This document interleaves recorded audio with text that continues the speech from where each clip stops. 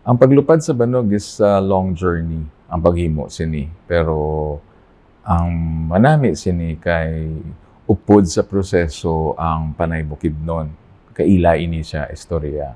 Sang gin-shooting namon siya sa Kalinog, Iloilo, kag sa Lambunaw, Iloilo. Ang preparation namon niya malawig na kag nakaistorya na kami sa panay bukidnon elders, sa amon mga advisors, kag sa National Commission on Indigenous Peoples. Kaya amo ni ang first nga film nga naglabay abi sa ilagid kag nag-undergo sang process nga may approval ang community. Ang akon gin-seek no as a filmmaker together with Jess Encelada, among writer, kag sang IFFI no together ni Direk Eric de Benegracia, kag sang amon mga executive producers ni Mayor Jerry Treñas, si Attorney Jobert Peña Florida, si Miss Tanya Lopez ang Negros Cultural Foundation. Ang aton sining purpose is really to not just get the approval of the indigenous peoples, but also to make them part of it. Kaya remember, ila ni siya istorya mo. So, kung ila ang story, ang amon nga role, ga-adapt lang kami sini. No? As an artist, ga-adapt kami sa isa ka istorya told through generations by oral traditions. Kag dako gid ang sa akon, dako gid ang portion nga maliban sa ginsulat na siya ni Dr. Encelada nga isa ka panay bukidnon, no. Dako ang portion ni Ma'am Elsie kag ni Tay Mulong, no. Ang si Sir Romulo Caballero kag si Ma'am Elsie Caballero Padernal. Kay ti ang ini ila istorya gin-translate ini siya, ginsulat Manila, kag ang basis ini amo ang ilang ginsulat gid mismo no ni Tay Mulong kag gin-translate ni Ma'am Elsie. Kag along the way through the years ang amon pagkadto sa ila kag ang pag-meeting namon sa Zoom, dira gin-discuss ang process bi.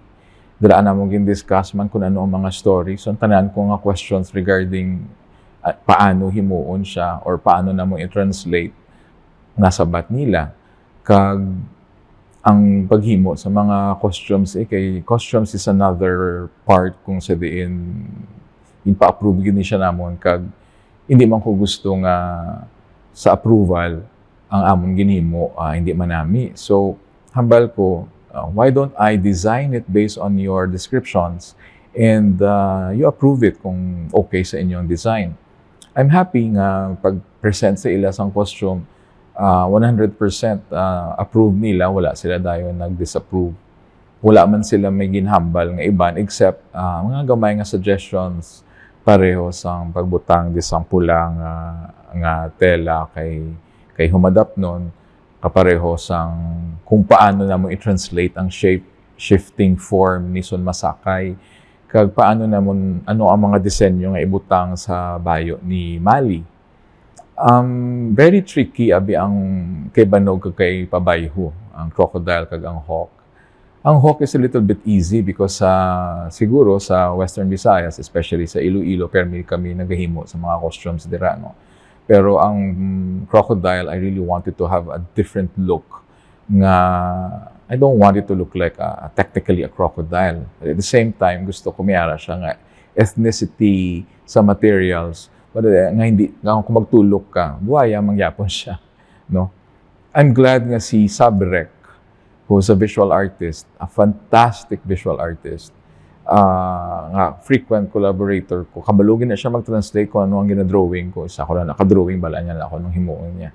So I'm glad nga available siya for this film.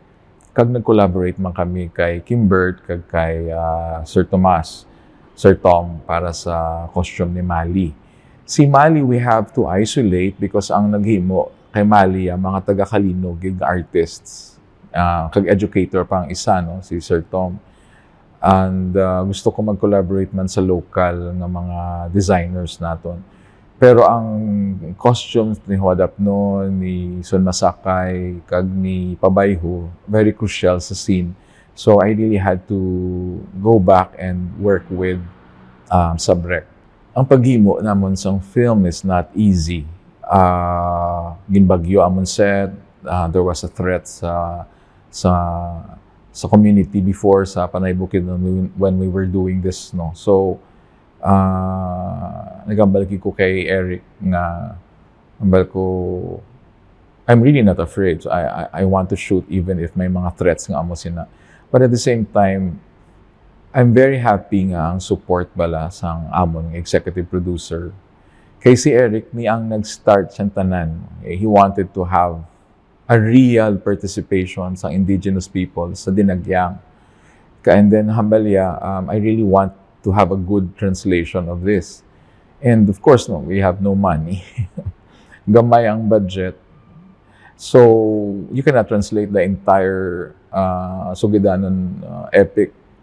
So, ang manami is that we were able to identify kung diin. Kaya I told Jess Encelada, ngambal ko, friendship, gusto ko mapili kita sa isa ka portion sa Sugidanon nga may hope. Ti kadako sang kalawak sang Sugidanon. Ti hambal ko, ikaw na bahala magpili kung anong portion ina. But at the same time, gusto man namon bala nga ang portion nga mapili will involve really colorful characters kag ang main characters abi no si Madapnon, si Mali kag si Son Masakay. I want the film to really flow like a storybook. Amo na nga ang decision ko to put only 1 or 2 characters and wala na sa mga other extras sa film was done. Kay for me, kung naga-flip ka bala sang, amo na ang framing, ang cinematography niya, may medium shot lang siya or kung sa ano pa bala prosinyo mga amon approach. And then there were some portions lang nga ginabutangan ko nga kuno abi point of view ni Banog, no. Pero if you see the whole film, gusto ko ya ma-flip lang siya lang the storybook. Pero gusto ko man organic siya, so we want to put nature as part of the epics. Kay the selection of locations for me is very important. Ang collaboration man namon sa mga actors namon is really ano mambal ko man organic. Pero more than that, ang collaboration sa amon mga actors really is mga first-timers ang most of them. And hindi ko gusto nga malubong sila sa costumes and then di sila kahulag. So I want it to be a little bit dynamic but at the same time functional ang ilang costume so that when they move mas maayo ang ilang pag-move bala kay hindi siya magbalik awot. I'm very happy nga ang Moriland Film Festival was the first film fest to get us. As early as December 2021, we were already informed about the decision. However, because of COVID, things were postponed. So this selection is very special to us, primarily because it's an Indigenous Film Fest. So as an Indigenous Film Festival, we feel that our film is really at home. Kay, you know, lain ang pag-intindi sa Indigenous Film Fest kag sang ibang Indigenous peoples sa istoryaman sang ibang nga lugar kay ti ang pag-intindi ko ang imo nga pag-intindi mas madalom, no? It's deep. It's a deep understanding for culture of other peoples. That is vital for me, no? That is significant. Kay ang imo appreciation hindi lang costumes, hindi lang ya what you see on the screen. The appreciation is a little bit deep. So happy ko sang gin-invite kami sang Moriland Film Festival sang gin-select nila ang film.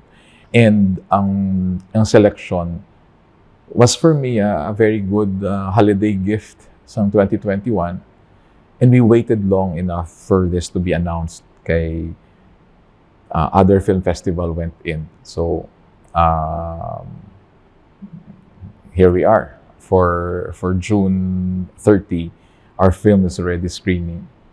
So to everyone at Moriland Film Festival, thank you very much, especially to Maddie and all the team. We are really, really thankful that you were able to appreciate our film and the film of our Indigenous people, Panay Bukidnon. The Panay Bukidnon community and our team is very happy for this selection. So we'd like to invite all the people of New Zealand and all the guests of Moreland Film Festival, especially those living in Otaki. We would like to invite you to watch sa Paglupad, Kabanog, The Flight of Banog. This is our Southern Hemisphere premiere. So I hope you enjoy it. Perhaps we could have exchange programs in the future so that you could know more about our indigenous people and that us will know more about the Maoris. Thank you very much. Madamo nga salamat kag padayon.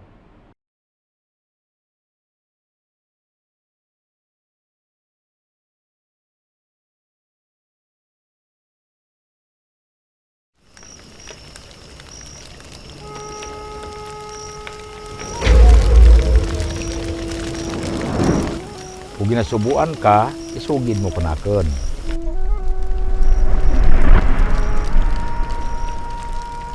Ay isay-say ko kanimo ang bahin sa sugidanen nga makapabakad ka ating paglaom.